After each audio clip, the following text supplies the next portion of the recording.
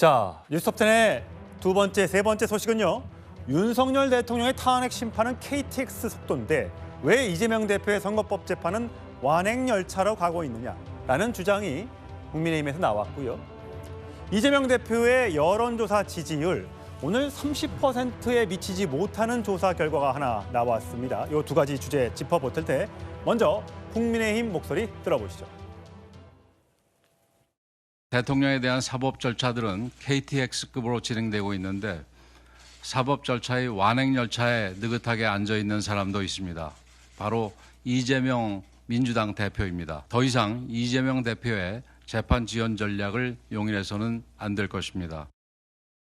윤석열 대통령 탄핵 심판은 일주일에 2번씩 심리를 진행한다라고 예고했습니다.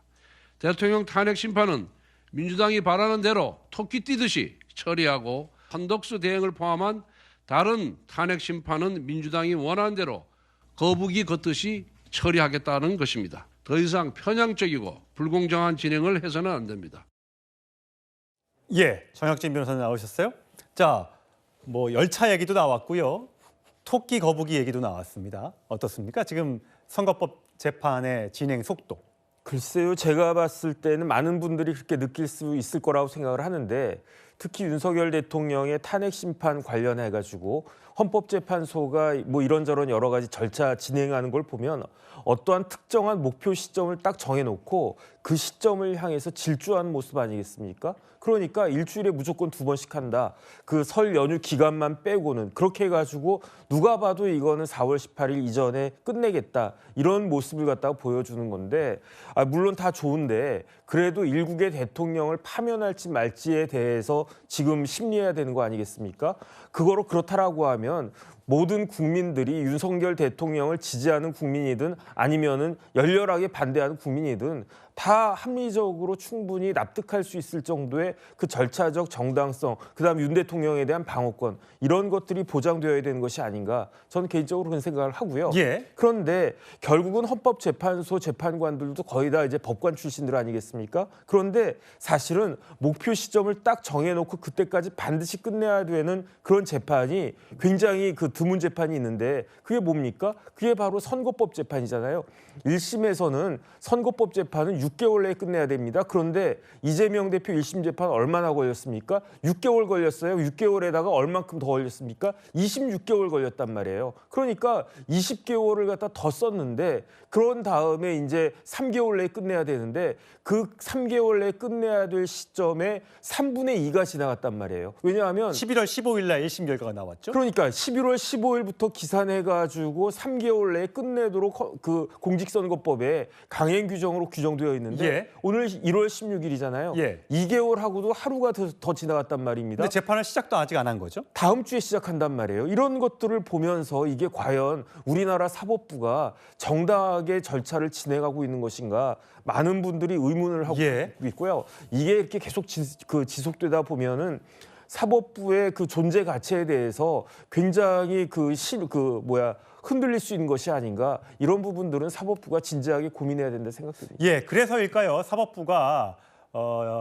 지금 이재명 대표의 선거법 항소심 재판부에 2달간 새로운 사건을 배당하지 않기로 했습니다. 속도를 내라는 아마 주문 같은데 자, 왜 탄핵 심판과 이재명 대표의 선거법 위반 재판의 속도가 다르냐? 여기에 대해서 민주당 박균택 의원이 어제 저희 채널A에 나와서 이렇게 주장했습니다. 서로 비교할 수 없는 성질의 사건을 가지고 천의식으로 대등하게 비교하는 태도는 인정할 수가 없습니다. 윤석열 피의자의 저 내란 범죄는 국민이 직접 보고 들었던 그런 사안 아닙니까?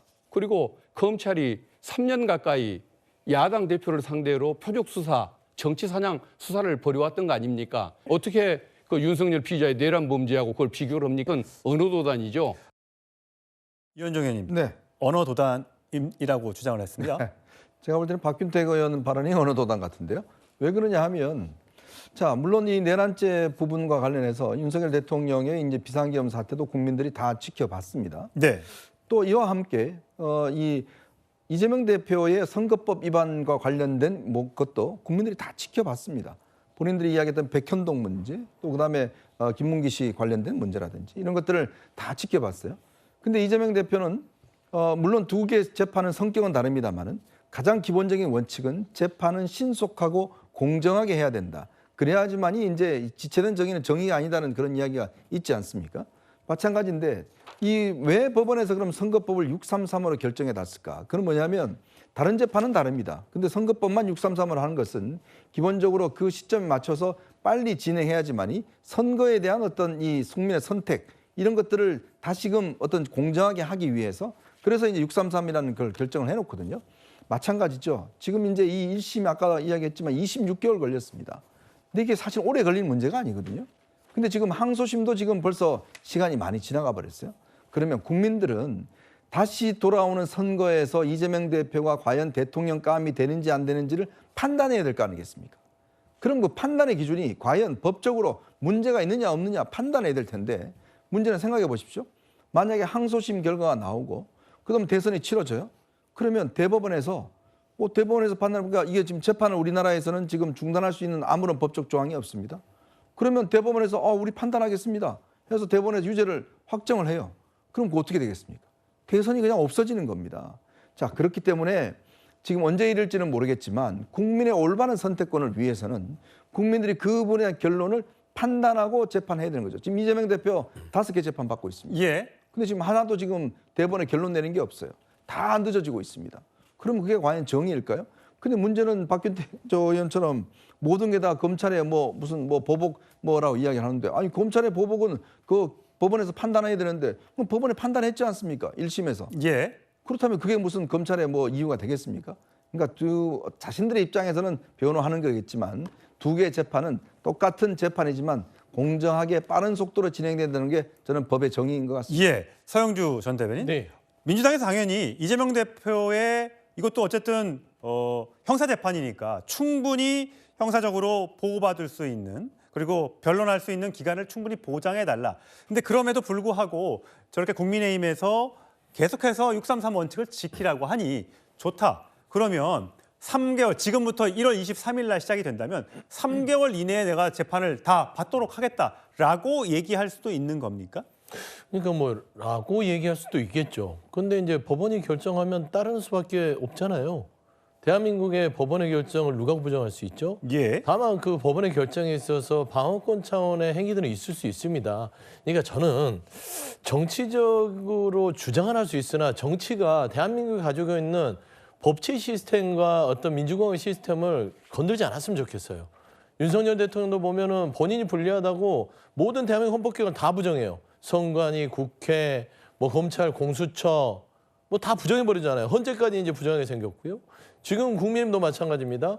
이재명 대표가 야당 정치인이고 정적이라고 하나 이 어떤 법적인 어떤 판결에 대해서 왜 빨리 안 받냐 주장하세요.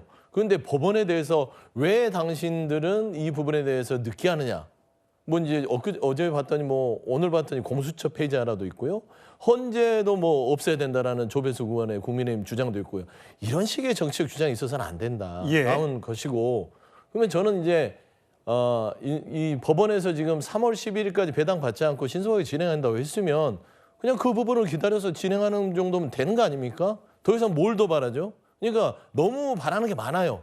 그리고 방어권은 왜 윤석열 대통령한테는 있고 이재명 대표한테는 없나요? 아니 윤석열 대통령 헌재 그 송달 안 받는 부분들 그다음에 방어권 진술 거부권 그다음에 또 조서 서명 날인 거부 조사 전면 불응 체포 적구심 신청 변론기일 연기 신청 이건 뭡니까? 재판 지연 전략 아니에요? 이런 방어권을 쓰는데 이재명 대표 쓰지 마라. 이게 어느 도단이라는 그 얘기입니다. 예. 그래서 이런 부분에 있어서는 법원이 최근에 3월 10일까지 원칙을 지키려고 했다라고 예. 했으면 그 부분에 있어서 그냥 믿고 가면 되는 것이고 최근 안 했으면 좋겠고 예. 탄핵 심판에 있어서도 그렇습니다. 뭐가 헌재가 KTX입니까? 박근혜 전 대통령 92일 걸렸고요. 노무현 전 대통령 탄핵 63일 걸렸습니다. 180일이 원래 원칙이잖아요. 예. 네, 더 빨리 했어요. 그러니까 그 안에 하면 되는 겁니다. 지금 빠른 것도 늦은 것도 아니에요. 예. 이제 시작 단계니까요. 그렇습니다.